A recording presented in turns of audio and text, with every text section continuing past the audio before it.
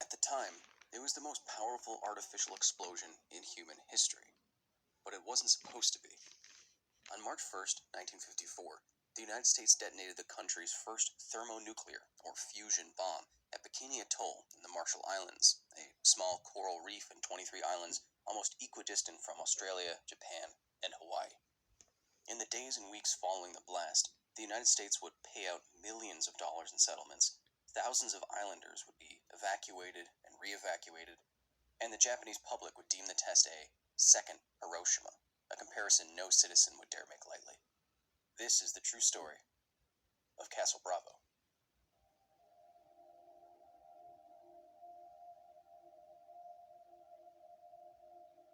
The Castle Bravo device sat silently and sun-kissed in the morning of March 1st. It was housed in an ugly concrete bunker constructed on an artificial island on a beautiful reef off Namu Island in Bikini Atoll. An array of parallel vacuum tubes ran from the bunker to a data bunker 2.2 kilometers away, ready to measure various variables. Numerous towers with mirrors rose up out of the man-placed sand at different distances, ready to reflect the first few milliseconds of the explosion light to ultra-fast and very distant cameras before the towers themselves were vaporized in what was to follow. Within 1 second of the explosion, the fireball of the U.S.'s first fusion bomb was almost 5 miles wide and hotter than the sun. Almost just as quickly, the civilians, scientists, and military personnel and attendants knew that something was unspeakably wrong. Within 1 minute, the mushroom cloud was higher than most commercial planes fly. In under 10 minutes, the results of the explosion would be 100 kilometers wide. For context, 100 kilometers is the same distance from the surface of the Earth to space. The fireball was reportedly seen up to 400 kilometers, or 250 miles away. As L. Douglas Keeney writes in 15 Minutes, General Curtis LeMay in the Countdown to Nuclear Annihilation, quote, "In mere seconds, the sailors sensed that something unspeakably wrong was occurring. Battle-hardened men who had served in World War II went to their knees and prayed." End quote. The indescribable flash of light from the fireball made the bones of nearby men visible through their flesh, like shining a light through a chicken egg an embryo does. Sailors on Navy ships said that the heat that followed the blast felt like a blowtorch running over the side of their bodies facing the bomb, and they were 30 miles away. What caused the worst disaster in America's atomic testing history was simple. Castle Bravo's yield was supposed to be 6 megatons of TNT equivalent energy, and it exploded with 15. Shalom. I want to give all praises, honor, glory, worship, and love for Yahweh, Bahasham, Yahweh Shai, Bahasham, Ha, Reka, Kadash. Double honors to the elders and apostles of Great Millstone, and Shalom to the elect. This is Joel chapter 2 and verse 1. Blow ye the trumpet in Zion, and sound an alarm in my holy mountain.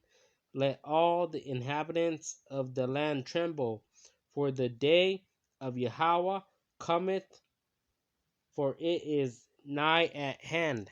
And it's nigh at hand once they bring this microchip out, RFID microchip, which is the mark of the beast. These bombs are going to explode. First fusion bomb was almost 5 miles wide and hotter than the sun. Almost just as quickly, the civilians, scientists, and military personnel and attendants knew that something was unspeakably wrong. Within 1 minute, the mushroom cloud was higher than most commercial planes fly. In under 10 minutes, the results of the explosion would be 100 kilometers wide. For context, A day of darkness and of gloominess, a day of clouds and of thick darkness, as the morning spread upon the mountains, a great people and a strong, there hath not been ever the like, neither shall there be any more after it, even to the years of many generations.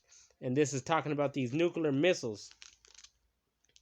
A fire devoureth before them, and behind them a flame burneth. Because when they shoot that missile, They got the propellant behind them, and when that missile is detonated, a fire explodes like you see on the screen. The land is as the Garden of Eden before them, and behind them a desolate wilderness. Yea, and nothing shall escape them. There's no escaping this besides Yahweh, Baal Shem, Yahweh Shai, Baal Shem, Havukakadash. The appearance of them is as the appearance of horses, and as horsemen, so shall they run, like the noise of chariots on the tops of mountains. Shall they leap like the noise of a flame of fire that devoureth the stubble, as a strong people set in battle array. And if you see these missiles, they stand right next to each other, whether they're in vehicles or silos. These missiles are going to be shot off, and they're going to burn the whore. The whore is United States of America. Before their face the people shall be much pained. All faces shall gather blackness. They shall run like mighty men. They shall climb the wall like men of war. They shall march every one on his ways, and they shall not break their ranks. Not one of them are going to fail. Neither shall one thrust another. They shall walk every one in his path, and when they fall upon the sword, they shall not be wounded. So Esau's gonna try to shoot his little missiles at them, and it's not gonna work. They shall run to and fro in the city. That's the city of America. They shall run upon the wall. They shall climb up upon the houses. They shall enter in at the windows like a thief. And if you watch the old videos of United States blowing up nuclear missiles, and they got those dummies in there, the windows blast in. The earth shall quake before them. The heavens shall tremble. The sun and the moon shall be dark, and the stars shall withdraw their shining, that nuclear winter.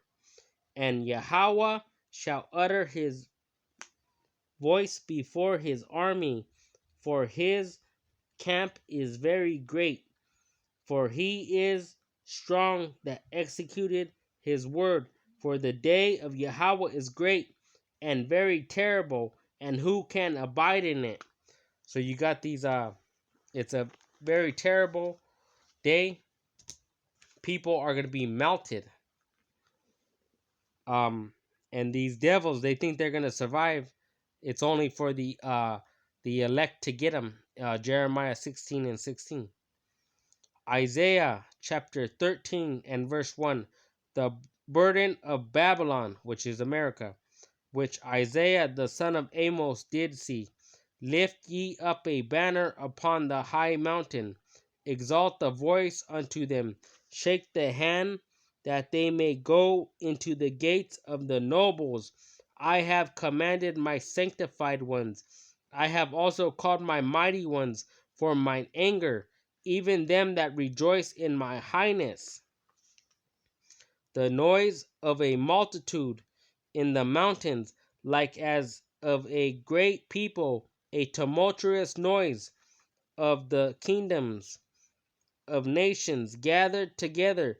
Yahweh of hosts, which is Lord of armies, mustereth the host to the battle.